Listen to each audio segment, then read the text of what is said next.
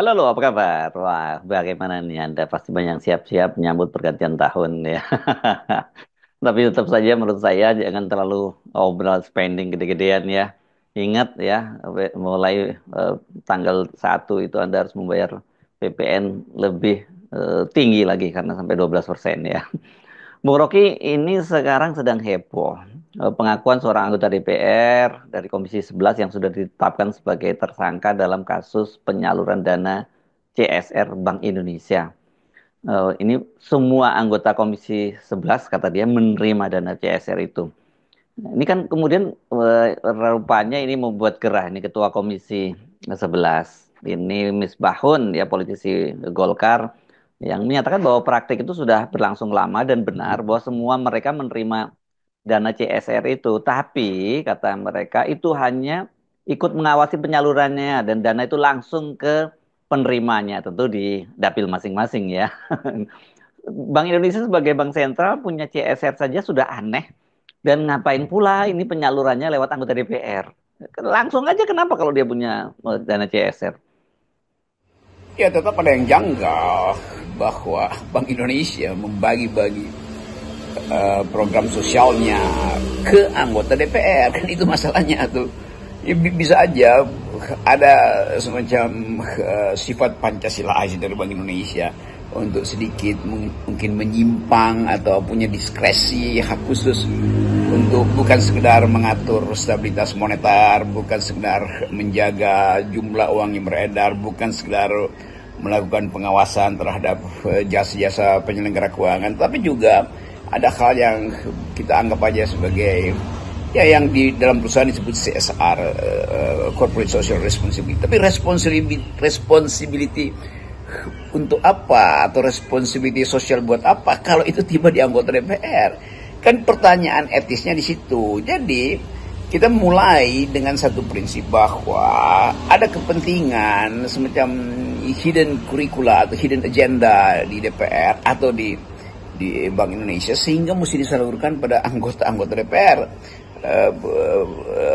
hadiah sosialnya atau kemaslahatan sosial dari Bank Indonesia.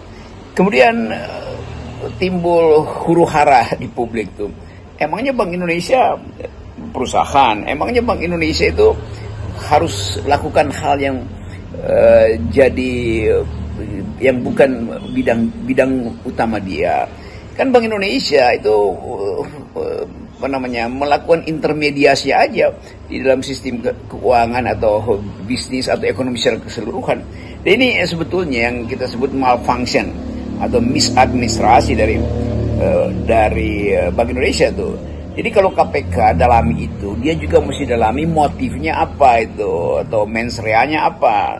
Kan terlihat bahwa keterangan ya itu Bank Indonesia kasih CSR karena dia adalah mitra kami, kata anggota DPR. Itu mitra bukan begitu dalam pengertian itu. Jadi sebetulnya ada sinyal politik diberi oleh DPR sehingga Bank Indonesia mungkin nggak enak atau bahkan ketakutan kalau nggak nyumbang untuk kegiatan-kegiatan di DPR tuh. Nah ini yang kita duga dari awal ada konflik of interest di situ tuh. Ada kepentingan anggota DPR tahu bahwa apapun toh nanti Bank Indonesia pasti akan tunduk pada sinyal yang diberikan oleh DPR. Demikian juga Bank Indonesia kirim sinyal yang sama. Oke ya, jangan terlalu kacamata jangan terlalu tajam ke kami. Ini ada sedikit hadiah sosial tuh. Nah itu pikiran-pikiran ini yang mesti didalami oleh KPK. Jadi motif di belakang itu adalah relasi kekuasaan. Saya kira itu bagian yang harus jadi fokus.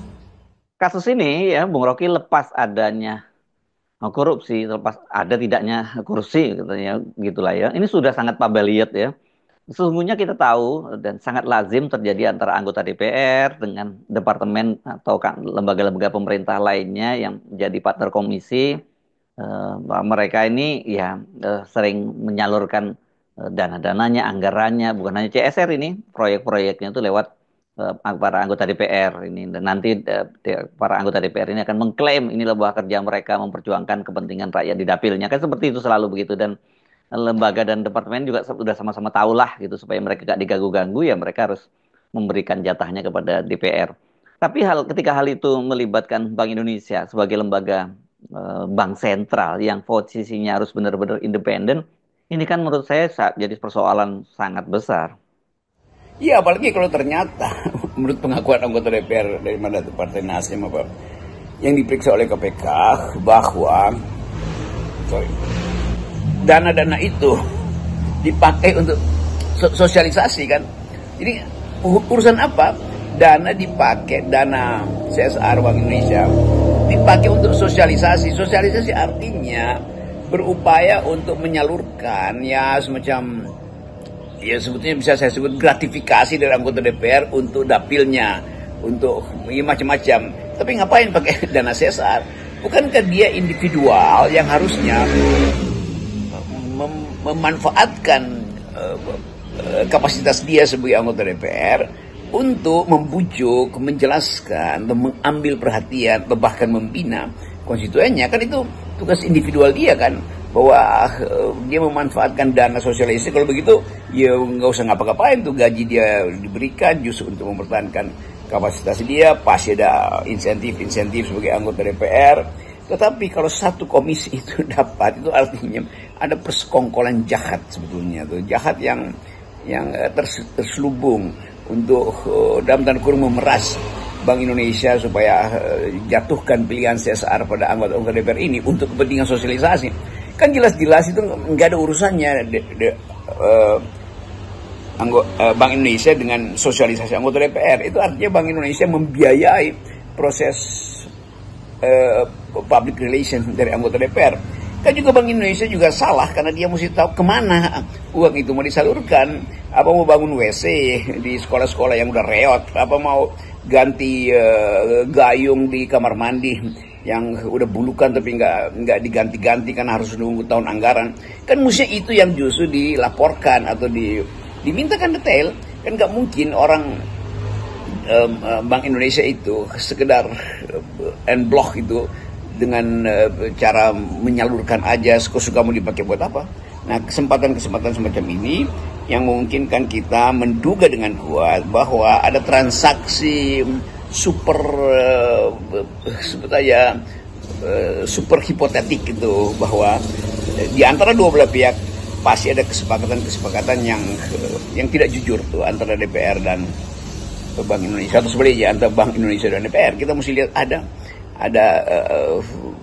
ada faith yang buruk di situ, bukan good faith yang ada, tapi ketidakjujuran. Dan sebetulnya dalam semua soal kita mesti kritik bahwa penyelenggara jasa keuangan, dalam hal ini Bank Indonesia, yang harusnya mengatur rasionalitas arus uang itu, justru menjadi irasional karena harus membantu arus politik di DPR. Itu kira-kira dugaan hipotetis dan ya semacam tuduhan publik terhadap kasus ini. Saya yakin bahwa kasus ini menjadi perhatian dunia, terutama investor yang ingin menanamkan modalnya di Indonesia. Ada ruang kantor Gubernur Bank Indonesia digeledah oleh KPK. Itu kalau kita bayangkan itu terjadi di Amerika Serikat, ruang Gubernur The Fed itu digeledah oleh aparat pemberantasan korupsi, apa jadinya? Itu betul-betul jadi skandal dan bisa jadi kehebohan dunia. Kasus ini dipastikan punya andil, ya, terus melemahnya rupiah terhadap dolar, indeks harga saham gabungan yang merah dan terjun bebas, serta banyak dampak buruk lainnya terhadap perekonomian nasional. Ya, kasus ini pasti juga dibaca di kalangan internasional bahwa ada bank sentral yang tidak independen. Kan sebetulnya walaupun undang-undang mengatakan bank sentral itu independen, tetapi berkali-kali bank sentral itu semacam diperas oleh legislatif maupun oleh eksekutif tuh. Ketika zaman Covid, Bank Indonesia harus nanggung spending pemerintah tuh. Dan sekarang Bank Indonesia harus menyelesaikan problem fiskal yang nggak bisa diselesaikan oleh pemerintah, dialihkan supaya ada tanggungan burden sharing, ya itu hal-hal yang membuat kita menduga-duga bahwa bagaimana utang pemerintah itu, surat utang pemerintah harus dibeli oleh Bank Indonesia. Kan itu kasus yang udah berulang dalam beberapa tahun terakhir ini kan. Jadi kalau Bank Indonesia pemerintah ada kesulitan, ya gampang aja tuh dia terbitin surat utang, nanti dibeli pertama di Bank Indonesia, itu sama dengan Bank Indonesia disuruh nyetak uang, kan itu dasarnya kan, dengan segala macam alasan rasionalitas. Publik internasional melihat bahwa Bank Indonesia ternyata bukan bank yang independen atau bukan institusi yang independen sebagaimana tradisi di semua bank sentral di seluruh dunia. Jadi kecepatan kita untuk berpikir tentang masalah-masalah yang akan timbul ke depan itu udah mulai terjadi ketika publik internasional atau investor asing bahkan melihat bahwa kalau begitu mudah sekali dong melakukan konflik of interest di dalam sistem keuangan Indonesia. Itu berbahaya sebagai sinyal bagi para investor kan.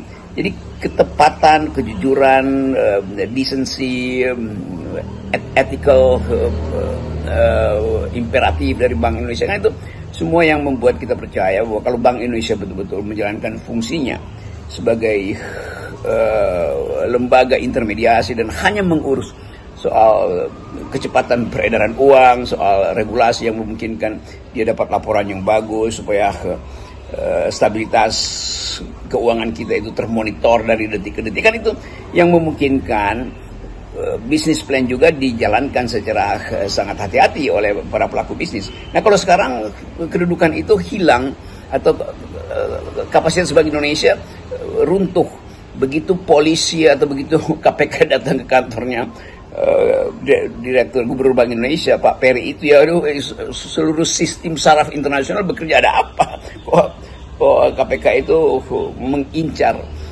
kursi atau laci-laci di Bank Indonesia. Itu juga udah sinyal buruk bagi upaya kita untuk menarik modal asing.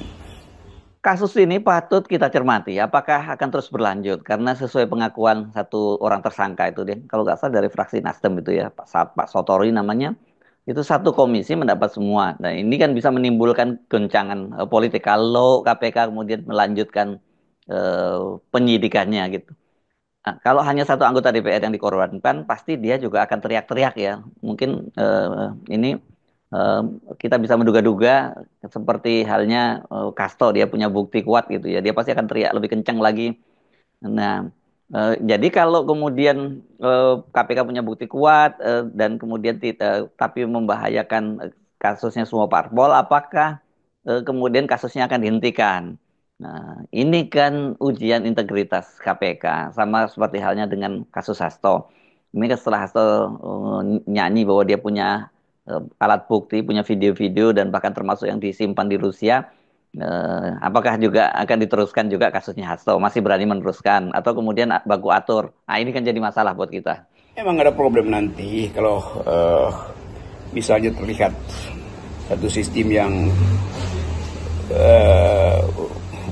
mulai mencemaskan, karena bagaimanapun seandainya siasat KPK itu terbaca berbahaya secara politis, maka akan ada guncangan ekonomi, akan ada guncangan politik. Kalau ini di freeze, dipetieskan, juga akan ada pertanyaan yang di balik proses ini ada apa? Kenapa KPK akhirnya kelihatannya mulai melemahkan? Jadi dilemanya ada di situ tuh, dan kita ingin supaya bukan sekedar klarifikasi, tetapi pendalaman yang memungkinkan kita tahu bahwa memang ada mismanagement, ada atau malfunction di dalam hubungan institusional antara antara Bank Indonesia dan DPR. Karena ini menyangkut pengakuan dari seorang penerima CSR yang jujur mengatakan ini satu komisi itu dapat sebetulnya.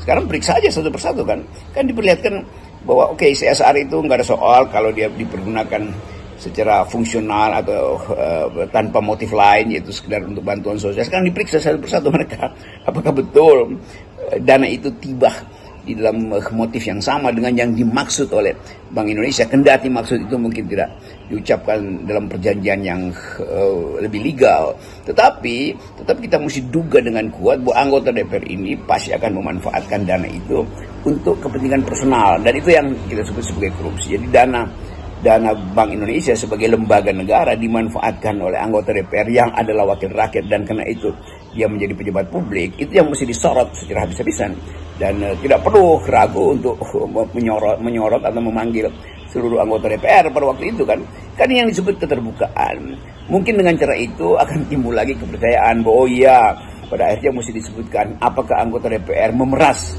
secara soft sebetulnya secara sinyal sehingga keluar dana CRC itu, atau justru Bank Indonesia yang juga melakukan semacam penyogokan, soft penyogokan itu secara sinyal juga. Dan ini yang mesti diterangkan pada publik, karena dua lembaga ini adalah lembaga publik yang seharusnya saling mengawasi dan saling mempertahankan integritas. Nah, hari-hari ini itu yang mulai dianggap bahwa kalau DPR dianggap lembaga yang mungkin masih ada di daftar teratas lembaga korup. Nah, sekarang Bank Indonesia menyogok lembaga korup itu, artinya Bank Indonesia juga punya mental yang sama, yaitu corruptive mind minimal, pikiran koruptif maksud saya itu. Ya, itu ulasan analis dari FNN. Tetap jaga integritas, salam akal sehat. Salam akal sehat.